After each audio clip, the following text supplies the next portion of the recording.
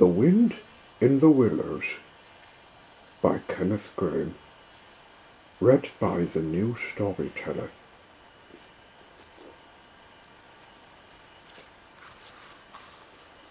The Riverbank. The mole had been working very hard all the morning, spring cleaning his little home, first with brooms, then with dusters, then on ladders and steps and chairs, with a brush and a pail of whitewash, till he had dust in his throat and eyes and splashes of whitewash all over his black fur, and an aching back and weary arms. Spring was moving in the air above and in the earth below and around him, penetrating even his dark and lonely little house with its spirit of divine discontent and longing.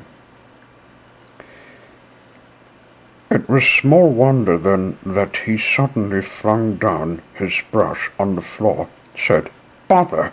and "Oh, blow!" and also, "Hang spring cleaning," and bolted out of the house without even waiting to put on his coat.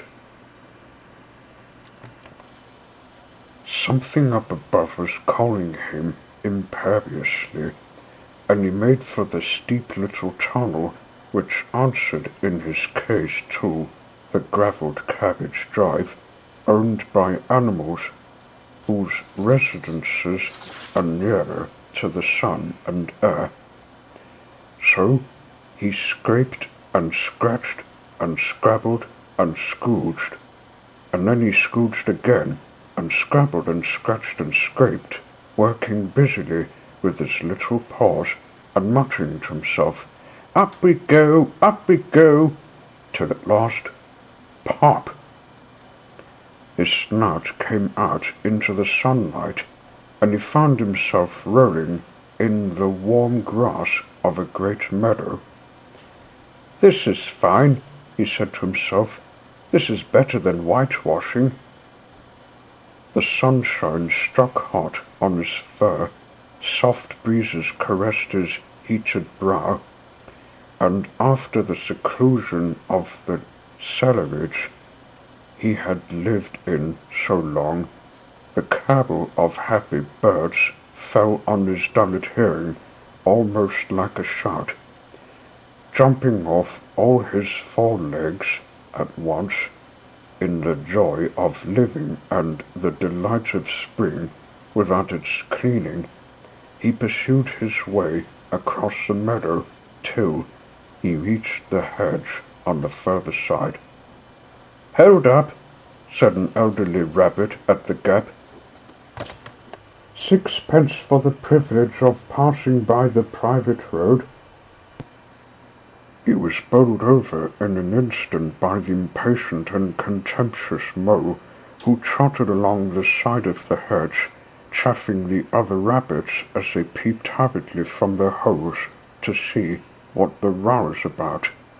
"Onion sauce, he remarked jeeringly, and was gone before they could think of a thoroughly satisfactory reply.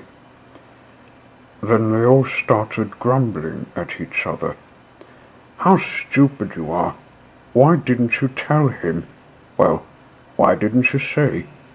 You might have reminded him," and so on in the usual way. But of course it was then much too late, as is always the case. It all seemed too good to be true. Hither and thither through the meadows he rambled busily, along the hedgerows, across the copses, finding everywhere birds building, flowers budding, leaves thrusting, everything happy and progressive and occupied. And instead of having an uneasy conscience pricking him and whispering, "Whitewash," he somehow could only feel how jolly it was to be the only idle dog among all these busy citizens. After all, the best part of a holiday is perhaps not so much to be resting yourself as to see all the other fellows busy working. He thought his happiness was complete when, as he meandered aimlessly along, suddenly he stood by the edge of a full-fed river. Never in his life had he seen a river before. This sleek, sinuous, full-bodied animal chasing and chuckling, gripping things with a gurgle and leaving them with a laugh, to fling itself on fresh playmates that shook themselves free and were caught and held again. All was a shake and a shiver, glints and gleams and sparkles, rustle and swell, chatter and bubble. The mole was bewitched, entranced, fascinated. By the side of the river he trotted as one trots, when very small, by the side of a man who holds one spellbound by exciting stories, and when, tired at last, he sat on the bank while the river still chattered on to him, a babbling procession of the best stories in the world, sent from the heart of the earth to be told at last to the insatiable sea.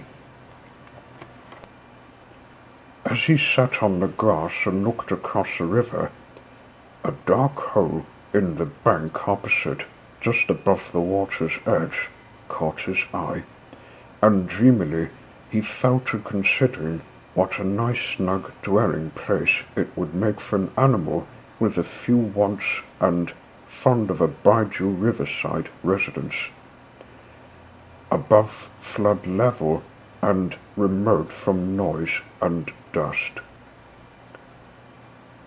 As he gazed, something bright and small seemed to twinkle down in the heart of it, vanished, then twinkled once more like a tiny star. But it could hardly be a star in such an unlikely situation, and it was too glittering and small for a glowworm. Then, as he looked, it winked at him, and so declared itself to be an eye, and a small face began gradually to grow up round it like a frame round a picture. A brown little face with whiskers, a grave round face with the same twinkle in its eye that had first attracted his notice, small neat ears and thick silky hair. It was the water rat. Then the two animals stood and regarded each other cautiously. "Hello, Mole," said the water rat. "Hello, rat," said the mole. "Would you like to come over?" inquired the rat presently. "Oh, it's all very well to talk," said the mole rather pettishly, he being new to a river and riverside life and its ways. The rat said nothing, but stooped and unfastened a rope and hauled on it, then lightly stepped into a little boat which the mole had not observed. It was painted blue outside and white within, and was just the size for two animals, and the mole's whole heart went out to it at once, even though he did not yet fully understand its uses. The rat scurried smartly across and made fast. Then he held up his forepaw as the mole stepped gingerly down. "Lean on that," he said. "Now then, step lively." And the mole, to his surprise and rapture, found himself actually seated in the stern of the real boat. "This has been a wonderful day," said he, as the rat shoved off and took to the sculls again. "Did you know I've never been in a boat before in all my life?" "What?" cried the rat, open-mouthed. "Never been in a... You never... Well, right. What have you been doing, then?" "Is it so nice as all that?" asked the mole shyly, though he was quite prepared to believe it as he leant back in his seat and surveyed the cushions, the oars, the rowlocks, and all the fascinating fittings, and felt the boat sway lightly under him. "Nice? It's the only thing," said the water rat solemnly, as he leant forward for his stroke. "Believe me, my young friend, there is nothing, absolutely nothing, half so much worth doing as simply messing about in boats. Simply messing," he went on dreamily, "messing about in boats. Messing—" "Look ahead, rat!" cried the mole suddenly. It was too late. The boat struck the bank full tilt. The dreamer, the joyous oarsman, lay on his back at the bottom of the boat, his heels in the air. "About in boats, or with boats," the rat went on, composedly picking himself up with a pleasant laugh. "In or out of them, it doesn't matter. Nothing seems really to matter. That's the charm of it, whether you get away or whether you don't, whether you arrive at your destination or whether you reach somewhere else, or whether you never get anywhere at all. You're always busy, and you never do anything in particular, and when you've done it, there's always something else to do, and you can do it if you like. But you'd much better not. Look here. If you've really nothing else on hand this morning, supposing we drop down the river together and have a long day of it?" The mole waggled his toes from sheer happiness, spread his chest with a sigh of full contentment, and leant back blissfully into the soft cushions. "What a day I'm having," he said. "Let us start at once." "Hold hard a minute, then," said the rat. He looped the painter through a ring in his landing stage, climbed up into his hole above, and after a short interval reappeared staggering under a fat wicker luncheon basket. "Shove that under your feet," he observed to the mole, as he passed it down into the boat.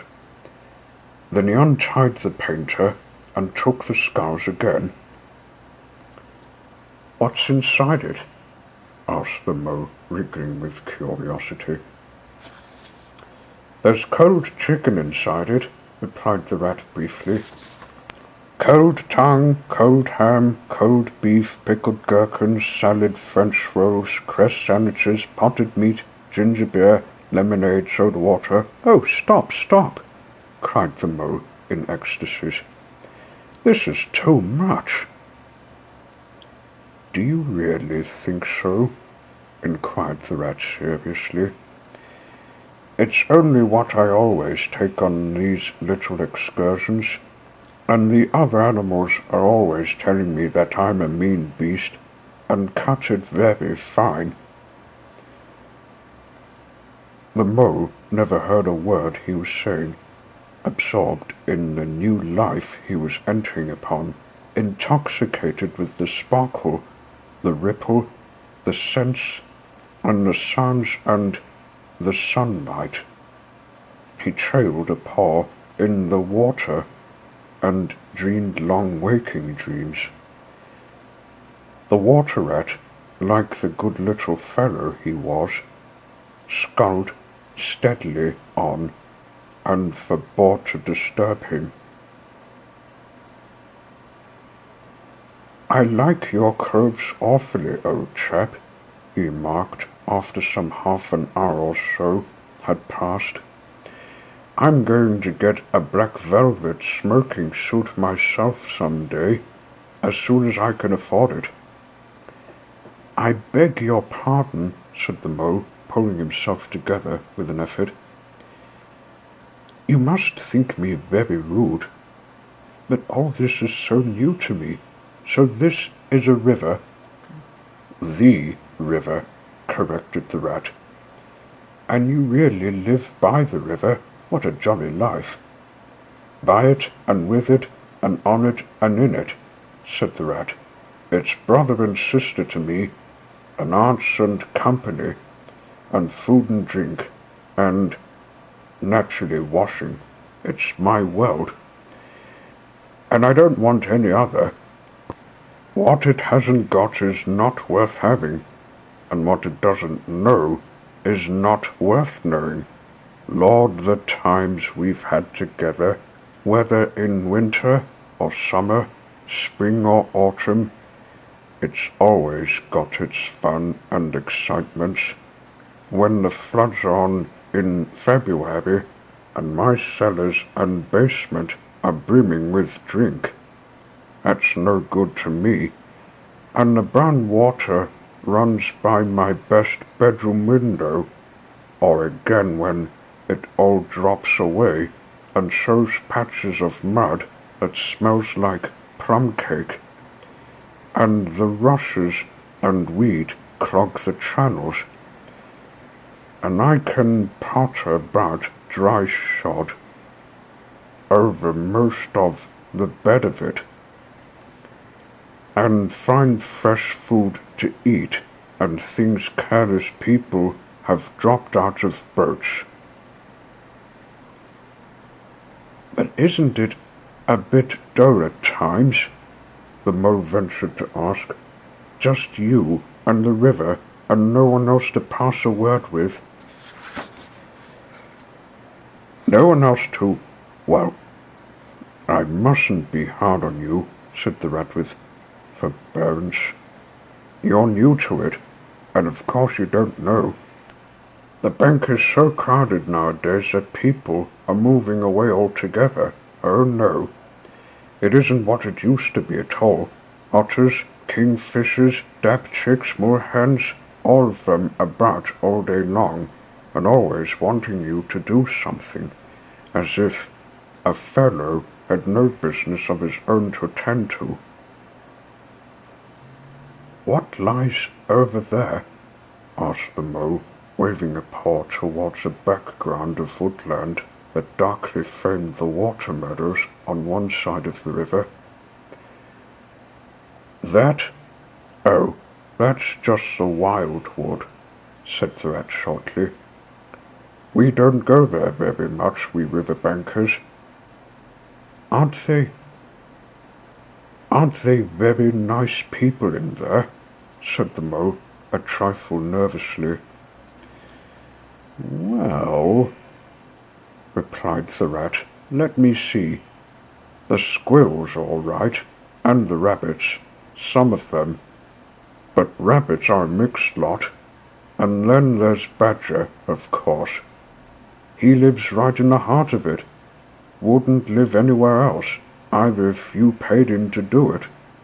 Dear old Badger, nobody interferes with him. They better not," he added significantly. "Why, who should interfere with him?" asked the mole. "Well, of course, there are others," explained the rat in a hesitating sort of way. "Weasels and stoats and foxes and so on.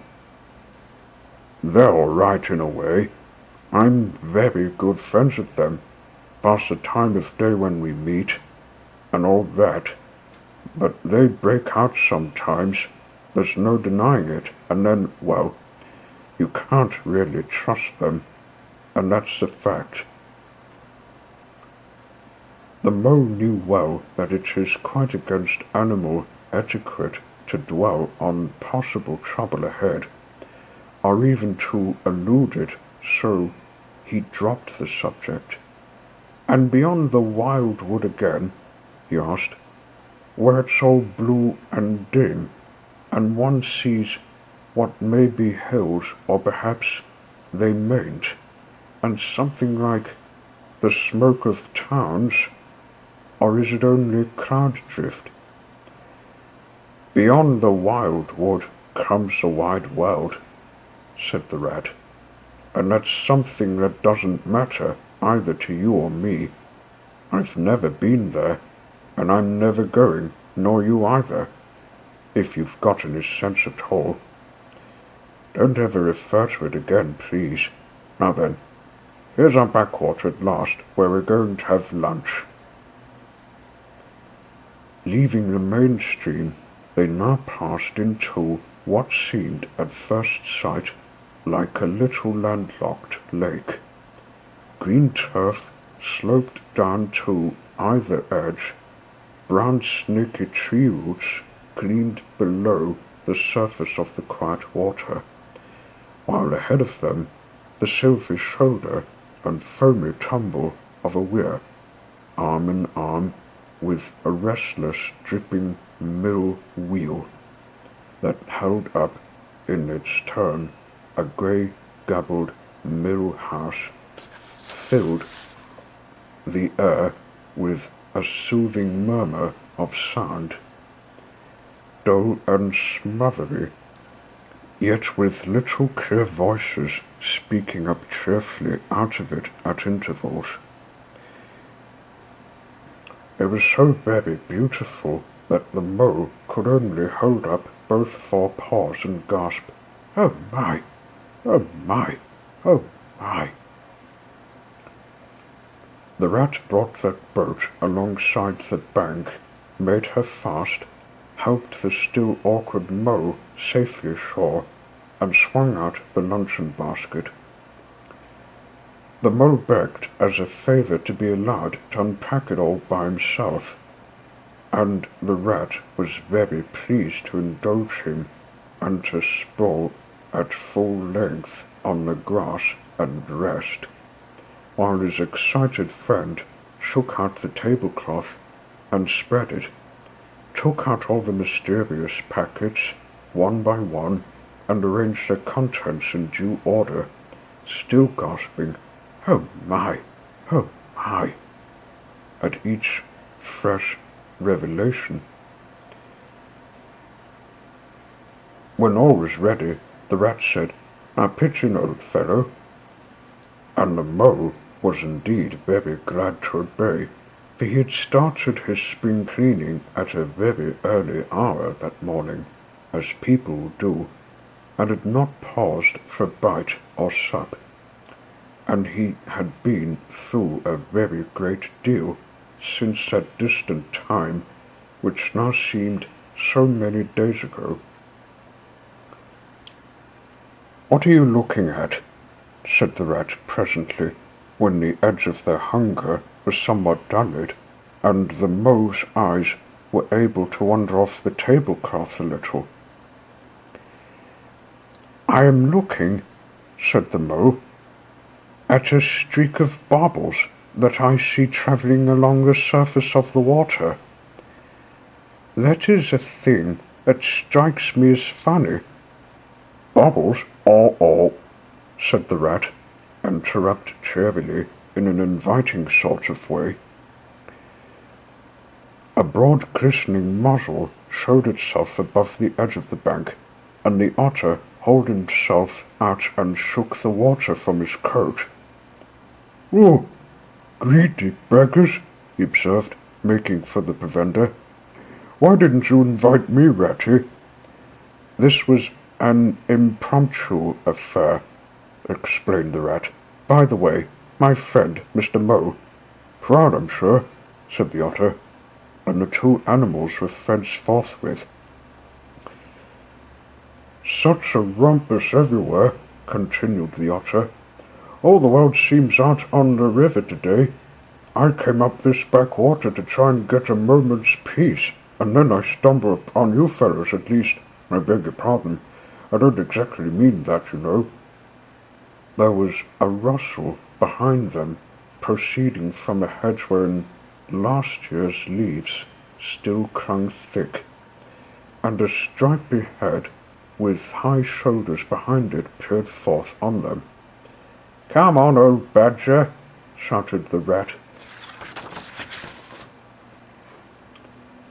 The badger trotted forward a pace or two, then grunted, "Company," and turned his back and disappeared from view. "That's just the sort of fellow he is," observed the disappointed rat.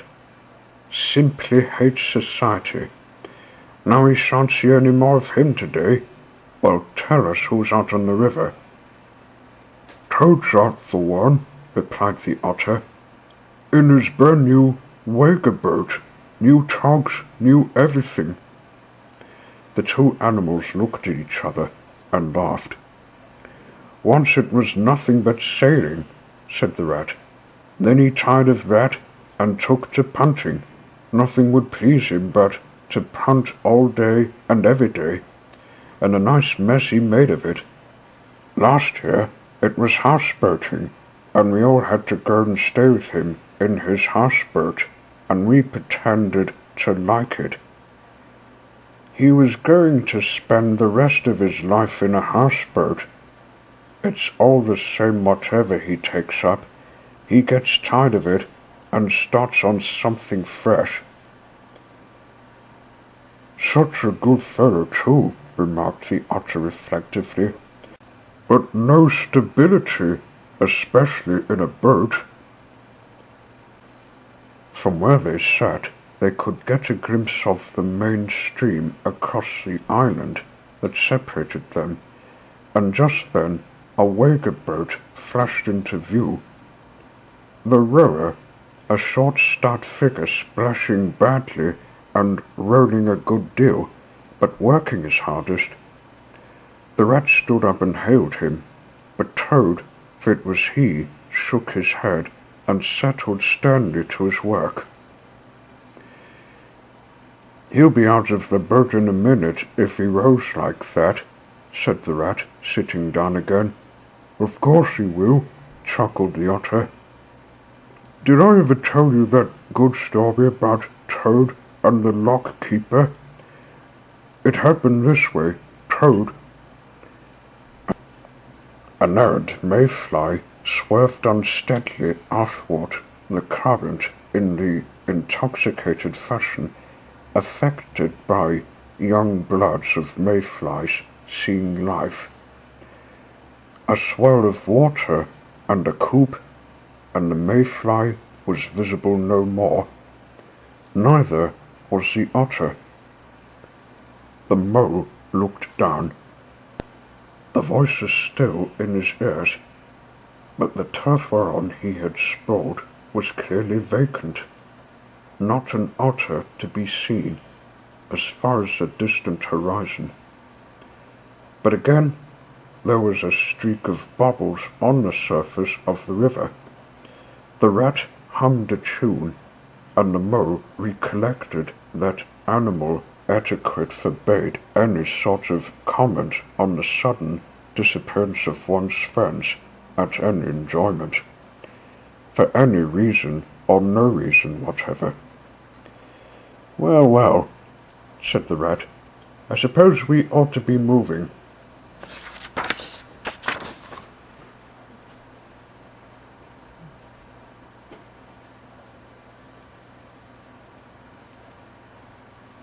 "I wonder which of us had better pack the luncheon basket." He did not speak as if he was frightfully eager for the treat. "Oh, please, let me," said the mole. So of course the rat let him. Packing the basket was not quite such pleasant work as unpacking the basket. It never is, but the mole was bent on enjoying everything, and although just when he had got the basket packed, and strapped up lightly. He saw a plate staring up at him from the grass, and when the job had been done again, the rat pointed out a fork which anybody ought to have seen. And last of all, behold the mustard pot, which he had been sitting on without knowing it. Still, somehow, the thing got finished at last, without much loss of temper. The afternoon sun was getting low, as the rat scudded gently homeward in a dreamy mood, murmuring poetry things over to himself, and not paying much attention to Mo. But the mole was very full of lunch and self-satisfaction and pride, and already quite at home in a boat, so he thought, and was getting a bit restless besides, and presently he said, "Ratty, please, I want to row now." The rat shook his head with a smile. "Not yet, my young friend," he said. "Wait till you have a few lessons. It's not so easy as it looks." The mole was quiet for a minute or two, but he began to feel more and more jealous of Rat, sculling so strongly and so easily along, and his pride began to whisper that he could do it every bit as well. He jumped up and seized the scull so suddenly that the rat, who was gazing out over the water and saying more poetry things to himself, was taken by surprise and fell backwards off his seat, with his legs in the air for the second time, while the triumphant Mo took his place and grabbed the sculls with entire confidence. "Stop it, you silly ass!" cried the rat from the bottom of the boat. "You can't do it. You'll have a sober." The mole flung his sculls back with a flourish and made a great dig at the water. He missed the surface altogether. His legs flew up above his head, and he found himself lying on the top of the prostrate rat. Greatly alarmed, he made a grab at the side of the boat, and the next moment, sploosh! Over went the boat, and he found himself struggling in the river. Oh my, how cold the water was, and oh, how very wet it felt, how it sang in his ears as he went down, down, down. How bright and welcome the sun looked as he rose to the surface, coughing and spluttering. How black was his despair when he felt himself sinking again. Then a firm paw gripped him by the back of his neck. It was the rat, and he was evidently laughing.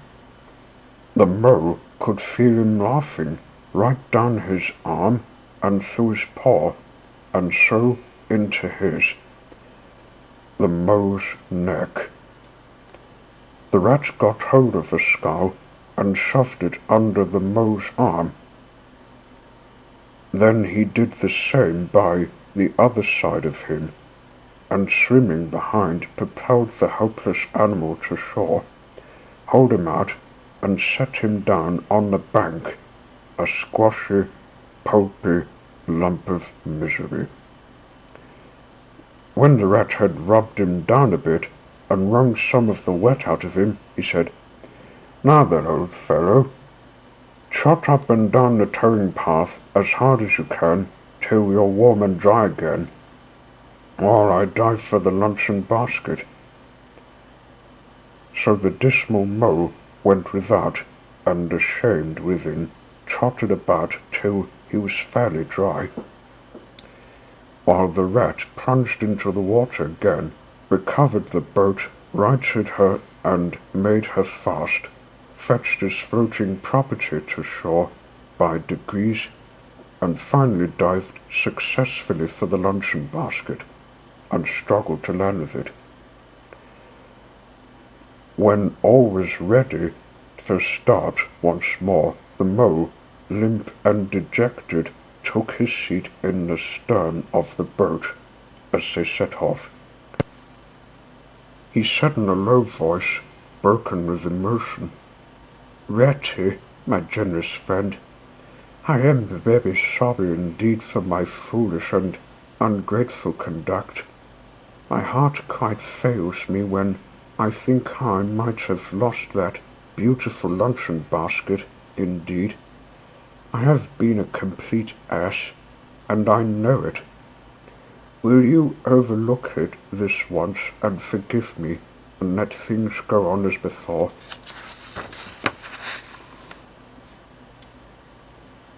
"That's all right, bless you," responded the rat cheerily. "What's a little wet to a water rat? I'm more in the water than out of it most days. Don't you think any more about it? And look here, I really think you had better come and stop with me for a little time. It's very plain and rough, you know, not like Toad's house at all. But you haven't seen that yet still. I can make you comfortable, and I'll teach you to row and to swim, and you'll soon be as handy on the water as any of us." The mole was so touched by his kind manner of speaking that he could find no voice to answer him, and he had to brush away a tear or two with the back of his paw. But the rat kindly looked in another direction, and presently the mole's spirits revived again, and he was even able to give some straight-back talk to a couple of moor hens who were sniggering to each other about his bedraggled appearance. When they got home, the rat made a bright fire in the parlour and planted the mole in an armchair in front of it, having fetched down a dressing-gown and slippers for him, and told him river stories till supper-time. Very thrilling stories they were, too, to an earth-dwelling animal like Mo. Stories about weirs and sudden floods and leaping pike and steamers that flung hard bottles. At least, bottles were certainly flung, and from steamers, so presumably by them, and about herons, and how particular they were whom they spoke to, and about adventures down drains, and night fishings with otter, or excursions far afield with badger. Supper was a most cheerful meal, but very shortly afterwards a terribly sleepy Mo had to be escorted upstairs by his considerate host to the best bedroom, where he soon laid his head on his pillow in great peace and contentment, knowing that his new-found friend, the river, was lapping the sill of his window. This day was only the first of many similar ones for the emancipated Mo, each of them longer and fuller of interest as the ripening summer moved onward. He learned to swim and to row, and entered into a joy of running water, and with his ear to the reed stems he caught, at intervals, something of what the wind went whispering so constantly among them.